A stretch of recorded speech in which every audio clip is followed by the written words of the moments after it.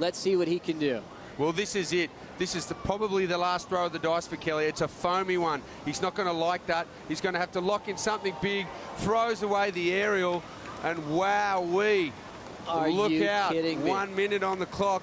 The champion threw everything at it. It was risky. He could have ridden that wave out and maybe given himself a better chance, but he just figured, no, I have to give it everything. He has respect for Nic Muscroft, and he has respect for that score that he needs. And that's exactly the expression that Nic Muscroft had on his face when he won the trials. He's so stone-faced, so serious, just a cool customer, even against a guy like Kelly Slater in this situation. With 35 seconds to go, Kelly is back in the lineup. There are waves coming through out the back, but it will be interesting to see if that wave out the back will get here in time. There might be just 1 second on the clock. Look at Nick. He's on the beach. This has got to be one of the tougher times for a competitor. He has to sit and watch and wait and see what happens with these sets. Kelly Slater, unbelievably, there was about 8 waves in this set, and he's going to get another chance. 10 seconds on the clock.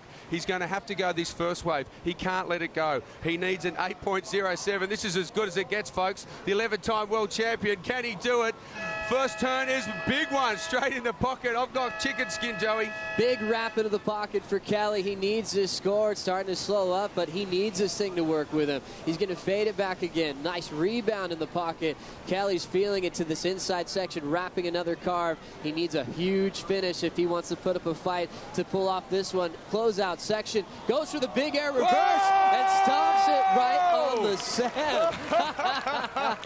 Oh, my goodness gracious me. Are you kidding me?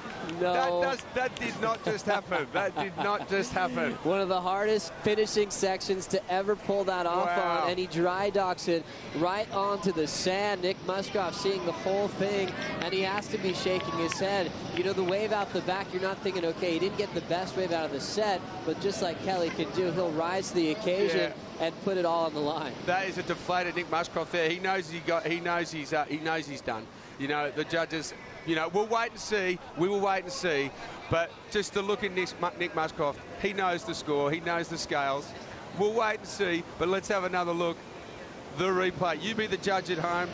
Well, let's check this out one more time, because remember, Nick did get a 9.5, so they do have that to compare it to there, as we'll see what Kelly needed on that last wave when it came down to this point. He had one final chance with just about 5 seconds on the clock here, and Kelly just went off the bottom, set it up perfect with a nice jam off the top. He had to do a few solid roundhouse cutbacks, and then he got that ramp on the inside. Yeah, well, I think that first turn was probably one of the better turns, if not the best turn of the whole heat. So he had a good advantage there. Sure, he had to deal with a little bit of chop here, but luckily for Kelly, this thing ran along on the inside. It gave him a nice speed section and gave him a chance to pump, and nail that air reverse in such a critical section. Look at the ribs and the shore there, and if Kelly Slater's got his hands in the air, you can be guaranteed that he feels confident that he's got the score. Has he got the score? We'll wait and see. Well, it's one of the hardest things he could have done on that inside. Is a complete full rotation punt. He didn't have to reverse out of it at all. He take the reverse completely out. So Nick did get that wave at the end. So we're seeing if Nick bettered, and then if Kelly... There's the There it is. There it is. The champ. He gets it. He's run the gauntlet against one of the best local surfers here, Nic